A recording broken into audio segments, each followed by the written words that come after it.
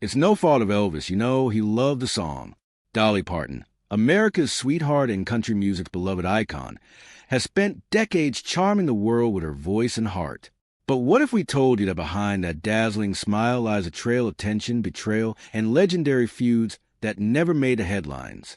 They smiled on camera and they praised her in public. But behind the scenes, there were slammed doors, bitter words, and broken friendships. One singer said they'd never work with her again. Another tried to steal her biggest hit.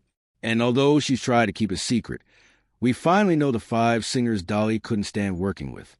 But what really happened behind closed doors? And why are some of those old wounds still wide open today? When you find out the truth, you'll never see Dolly Parton the same way again. Dolly Parton's journey to fame. You might know her for the big hair, the bedazzled outfits, and that voice that can make angels cry. But behind the scenes, Dolly Parton is a story that's more jaw-dropping than you think. Her journey from dirt-poor beginnings to music royalty is one for the books, and many people don't know that it's packed with a lot of drama. While she's known as the Queen of Kindness, there are a few names in the industry that she's had some intense friction with. But to understand who Dolly clashed with, you first have to understand her and why she's not one to get involved in drama. Dolly Rebecca Parton was born on January 19th, 1946 in a tiny one-room cabin in Locust Ridge, Tennessee. She was raised in a loving but struggling family with 12 kids crammed into a simple mountain home. Her father, Lee Parton, was a hard-working farmer and construction man who couldn't read or write. But Dolly says he was the smartest man she ever knew. Her mother, Lee, had 12 children before she turned 35, and she definitely passed on her deep love for storytelling, music, and God to Dolly. But music wasn't a hobby for Dolly, it was survival. The Partons didn't have money for entertainment, so the kids learned to sing in church and harmonize on the porch. Dolly's family noticed her voice early on, and by the time she was 10, she was performing on local radio and TV shows in nearby Knoxville. And it wasn't long before she began performing at the Grand Ole Opry. The day after she graduated high school in 1964, she packed a bag and took off for Nashville with no money or connections, just raw talent and dreams bigger than the Smoky Mountains she left behind.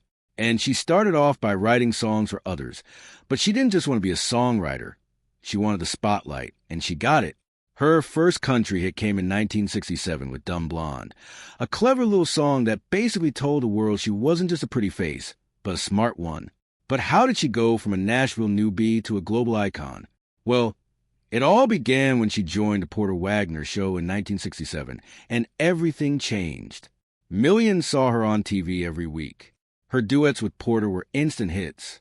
People loved their chemistry, their harmonies, and Dolly's magnetic personality.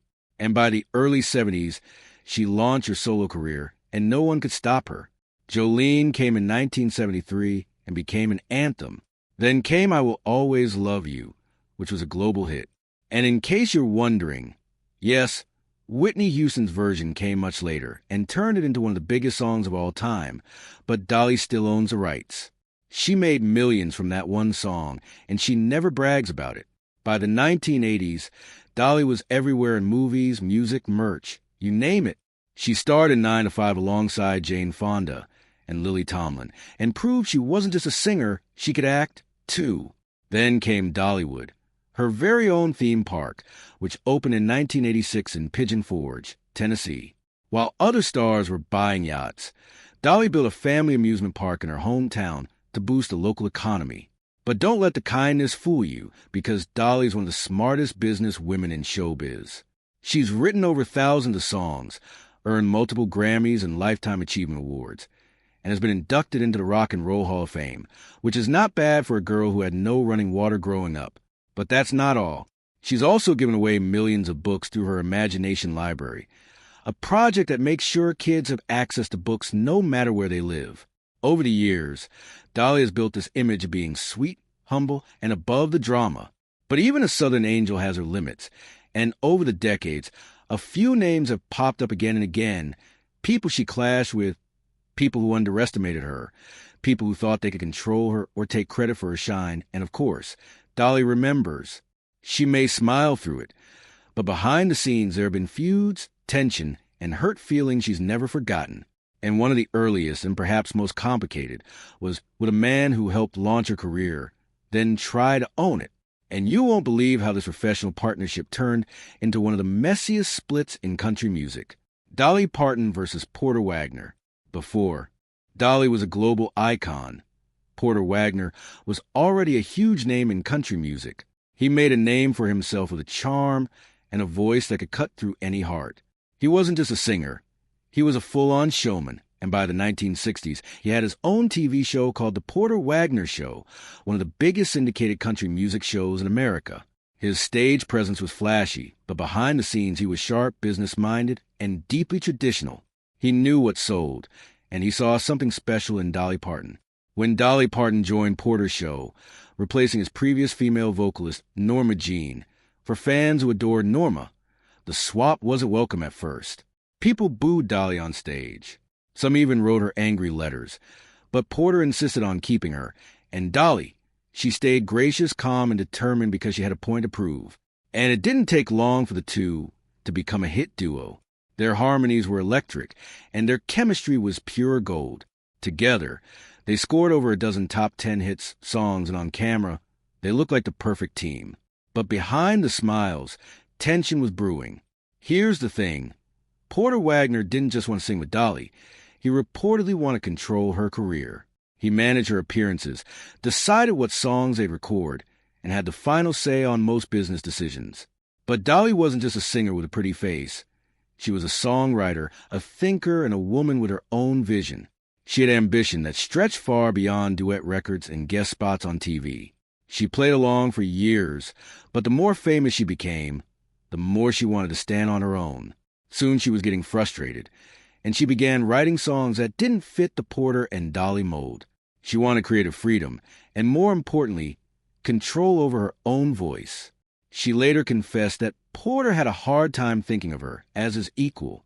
In the beginning, he had given her a platform, but years later, that same platform had become a cage. Still, she didn't leave right away. She knew she owed him a lot, but by 1973, the tension was unbearable, and in 1974, she left the Porter Wagoner Show. To the public, it looked amicable, but behind closed doors, that was just the beginning. 5 years after she walked away, Porter came back swinging with lawyers.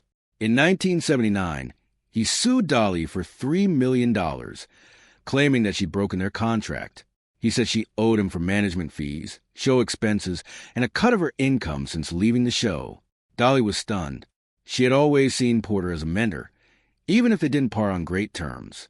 This lawsuit felt like betrayal, and for a while, it got ugly. There were public statements, press coverage, and industry whispers, but Dolly didn't drag him through the mud. Instead, she quietly settled the case out of court. She later spoke about how she didn't want to fight, but just wanted to be free instead. The whole situation took a toll on Dolly emotionally. Porter had meant something to her, and he had been there at the beginning. They'd made history together, and yet he couldn't let her go without a fight. She once said in an interview, "When I was trying to leave the show, I had told Porter I'd stay 5 years. It had been 5, and it was 6, and it was 7. He was just having a really hard time because it was going to mess up his show. We were very bound and tied together in so many emotional ways, and he just would not hear it." That statement said it all. Their feud wasn't just about money. It was much deeper than that, and this revealed an ugly part of Porter that Dolly had never seen before, and this reportedly hurt her so much. But the good part is that time, as always, changes things. By the late 1980s, after years of being on bad terms, Porter and Dolly had started talking again. In 2002, Dolly did something that surprised a lot of people. She inducted Porter Wagoner into the Country Music Hall of Fame. On stage, she told the audience how much he meant to her, even through their tough times. And when Porter was hospitalized in 2007 with lung cancer, Dolly reportedly visited him. Just weeks later, Porter passed away. Dolly was devastated. She held a tribute concert at Dollywood, not for the public, not for the headlines, but for the man who helped launch her dreams, even if he tried to hold them back. This experience with Porter is definitely one of the most complex chapters in Dolly's career, and one that shaped her in ways few people realize. But this next person on Dolly's list said something that shocked not just Dolly, but the entire world. Dolly Parton versus Linda Ronstadt.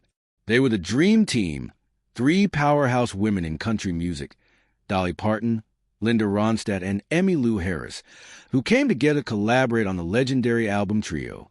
Their voices blended perfectly, producing hits that still give us chills. But behind the scenes, it wasn't all sunshine and sing-alongs, especially between Dolly and Linda, and what started as a musical sisterhood nearly unraveled into a full-blown feud back in the mid-1970s. Dolly, Linda, and Emmylou were already stars in their own right. They admired each other's work and dreamed of collaborating. But with conflicting schedules and record label politics, their plans kept getting delayed. It wasn't until 1987 that their first album titled Trio finally dropped. The album was a smash. It went platinum, topped the country charts, and even snagged a Grammy. But while the music was harmonious, the recording sessions were anything but that. Dolly, known for her quick work ethic, preferred to nail songs in one or two takes. Linda, on the other hand, was a perfectionist, often spending hours to get a single vocal just right. Emmylou was the mediator trying to keep the peace.